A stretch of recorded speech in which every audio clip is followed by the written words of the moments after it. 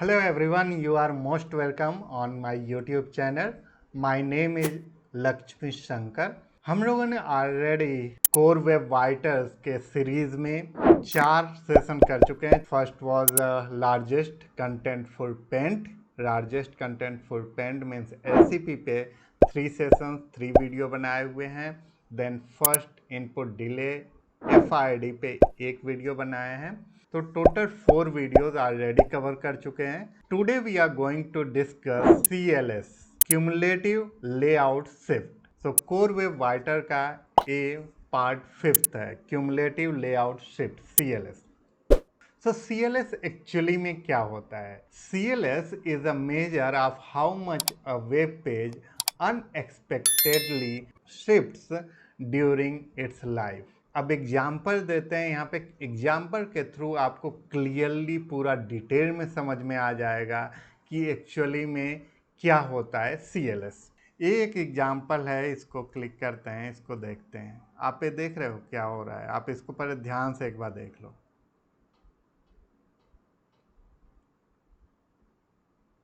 कुछ क्लियर हुआ कि क्या ये हो रहा है?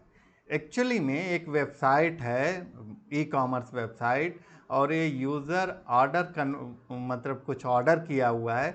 56 आइटम सेलेक्टेड, लेकिन वो गलती से 56 आइटम सेलेक्ट हो गए हैं और वो नो गो बैक पे सेलेक्ट करना चाह रहा है। लेकिन जैसे ही नो गो बैक पे जाता है, ये लेआउट शिफ्ट होता है और सबमिटिंग ऑर्डर पे क्लिक हो जाता है और उसके ऑर्डर प्लेस हो जाते हैं, जो कि बिल्कुल गलत है। तो यही होता है लेआउट शिफ्ट। और एग्जांपल देखते हैं तो और क्लियर हो जाएगा। CLS का एक जो गूगल ने यूनिट डिसाइड किया है, दैट इज 0.1 सेकेंड से यदि कम होता है, मीन्स 100 मिली सेकेंड से जब कम होता है तो एक गुड के कंडीशन में आता है। 0.1 टू 0.25 होता है तो नीड इम्प्रूवमेंट्स के कंडीशन में आता है, और 0.25 से ज़्यादा टाइम लगता है तो ये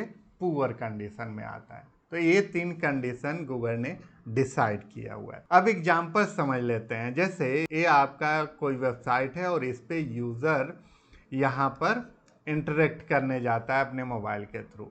तो ये आपका लोड हुआ पेज यहाँ तक, और जैसे ही वो इस पे क्लिक करता है या स्क्रॉल करना चाहता है, वैसे ही ये आपका लेआउट शिफ्ट होकर के नीचे आ जाता है। यानी वो तो क्लिक यहाँ पे करना चाह रहा था, रीड यहाँ पे करना चाह रहा था इस वाले पोर्शन पे, बट जैसे ही वो क्लिक करने जाता है, रीड करने जाता है, ये शिफ्ट कर जाता है। तो this is called layout shift. और एक एग्जांपल देखते हैं। अब जैसे यहाँ पर मोबाइल पे यूज़र इंटरेक्ट कर रहा है आपके वेबसाइट पे, और आपने यहाँ पे ऑप्शंस दिए हुए हैं लाइक कैट, डॉग, हॉर्स।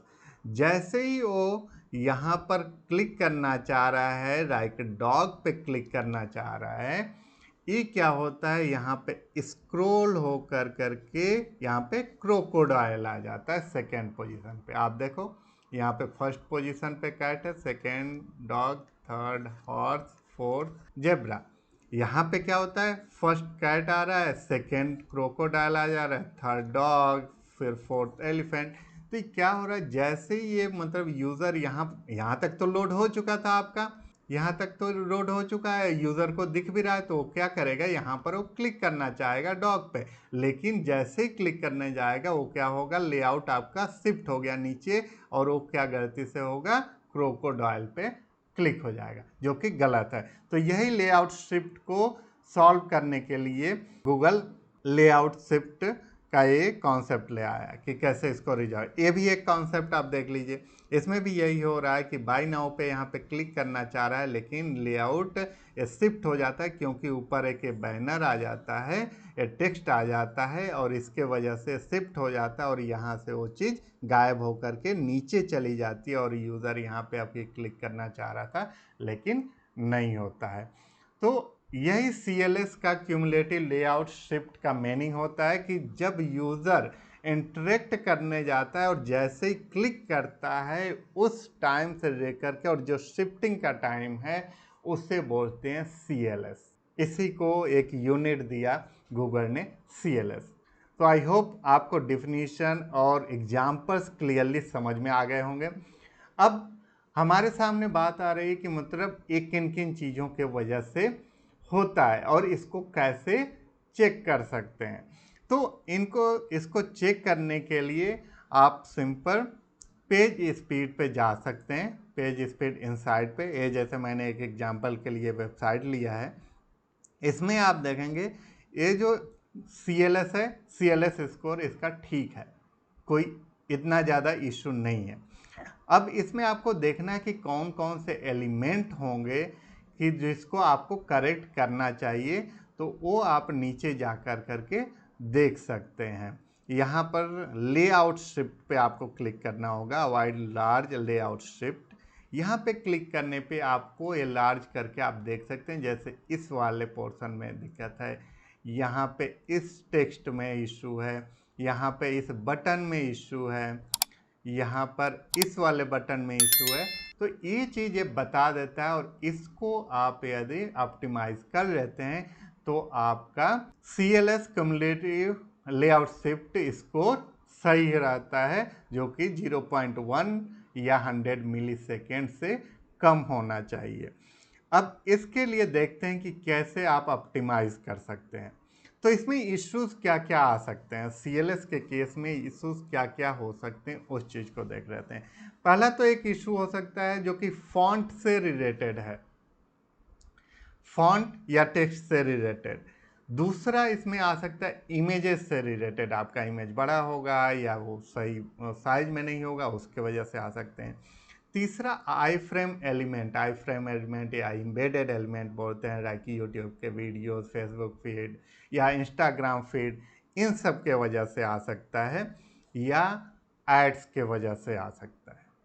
अब जब ये इशू आएंगे तो इनको सॉल्यूशंस चाहिए, इनको सॉल्व करने के लिए, ऑप्टिमाइज करने के लिए क्या तरीके हो सकते हैं, उनको देखते हैं one by one. Like first one is font या टेक्स्ट।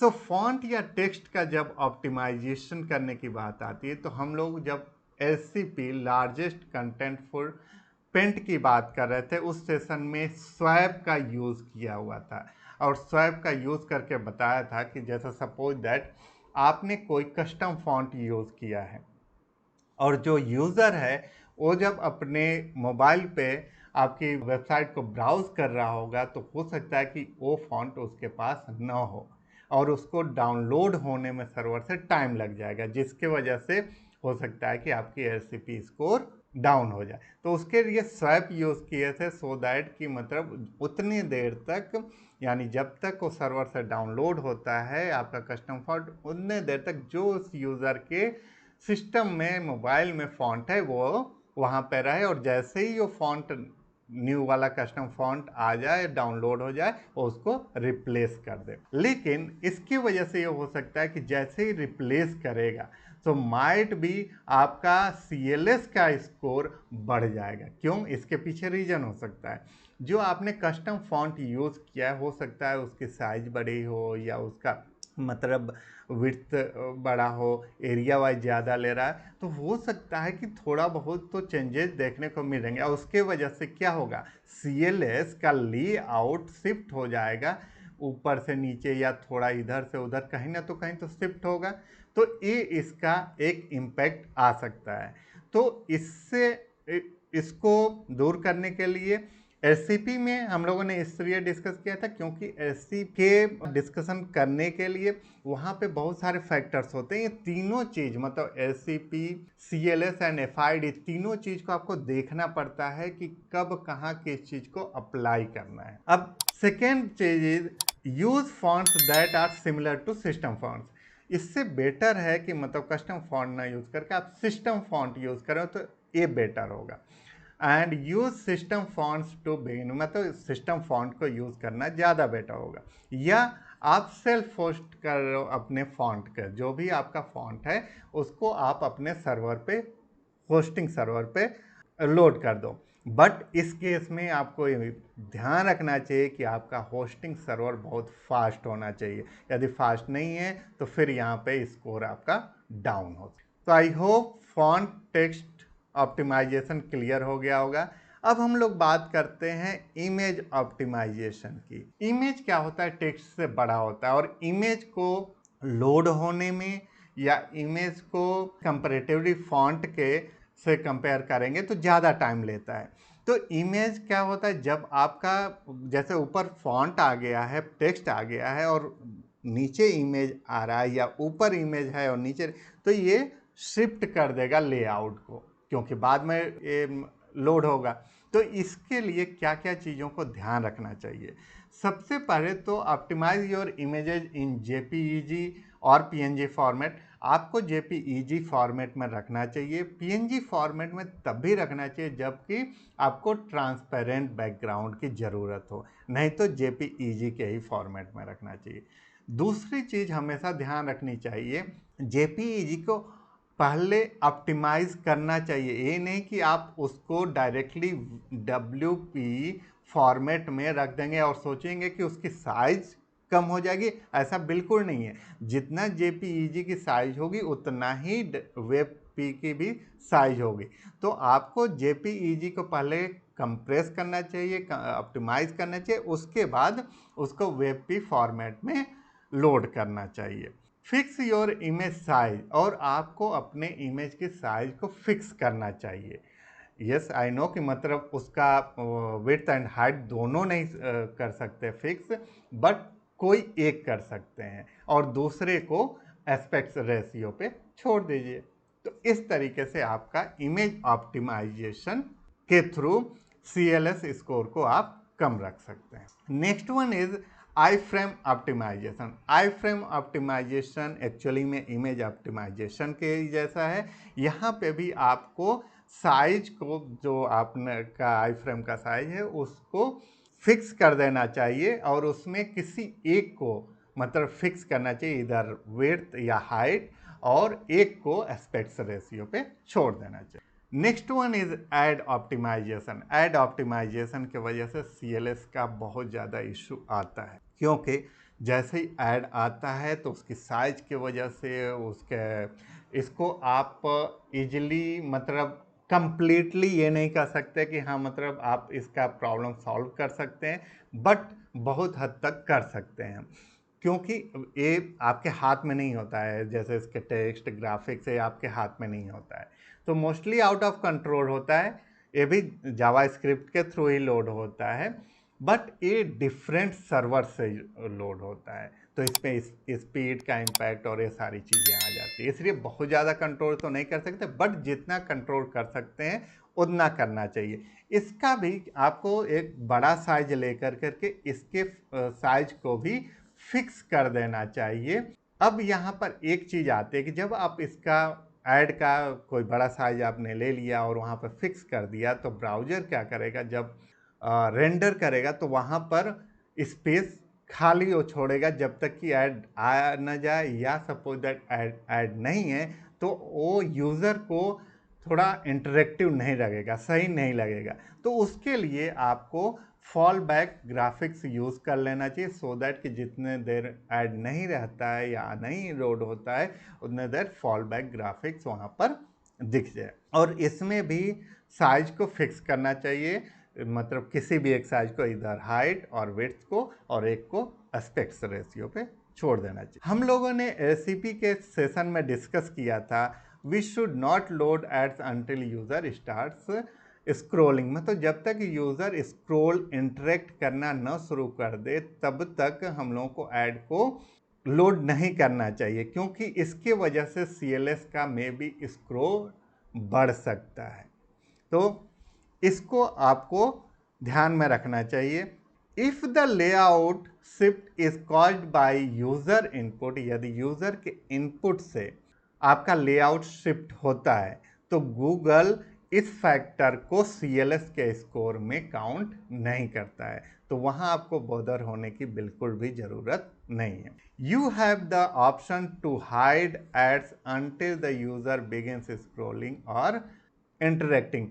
मतलब आपके पास ये ऑप्शन होता है, आप चाहे तो यूज़र जब तक आपके वेबसाइट पे स्क्रॉल या किसी पे क्लिक करना या इंटरेक्ट करना नहीं शुरू कर देता, उतने देर के लिए आप अपने ऐड को हाइड करके रख सकते हैं। और जैसे ही यूज़र उस पर स्क्रॉल करना या इंटरेक्ट करना शुरू कर देता है तो आप ऐड को दिखा सकते हैं, बट मेक श्योर कि आपका ऐड 0.5 सेकेंड्स के अंदर 0.5 सेकेंड्स के अंदर जब वो मतलब यूज़र इंटरेक्ट करे या स्क्रॉल करे उसके 0.5 सेकेंड के अंदर लोड हो जाना चाहिए। और यदि 0.5 सेकेंड के अंदर लोड हो जाता है तो ये आपको आपके CLS स्कोर को इम्पैक्ट नहीं करेगा, हार्म नहीं डालेगा, क्योंकि एज पर गूगल यदि आपका ad within 500 millisecond यानी 0.5 सेकेंड के अंदर लोड हो जाता है तो वो CLS स्कोर को हार्म नहीं कर। सो आई होप आपको आज पूरा क्लियर हो गया होगा CLS क्यूमुलेटिव लेआउट शिफ्ट कि कैसे किसे बोलते हैं, किसको किसको CLS बोलते हैं, एग्जाम्पल्स क्या के थ्रू मैंने बता दिया। इसमें ये भी बता दिया इश्यूज क्या आते हैं, फॉन्ट्स, इमेजेस, आई फ्रेम, एड्स, और इनका सॉल्यूशन भी पूरा बता दिया। मैं इसका एक प्लेलिस्ट बना दूंगा कोर वेब राइटर पे और ये 5 सेशन 5 वीडियोस उसके अंदर डाल दूंगा जिसमें आपको पूरा कोर वेब राइटर जिसमें लार्जेस्ट कंटेंटफुल पेंट और FID first input delay and ये जो अभी डिस्कस कर रहे हैं CLS क्यूमुलेटिव लेआउट शिफ्ट का पूरा एक प्लेलिस्ट बन जाए। Thank you, thanks for watching.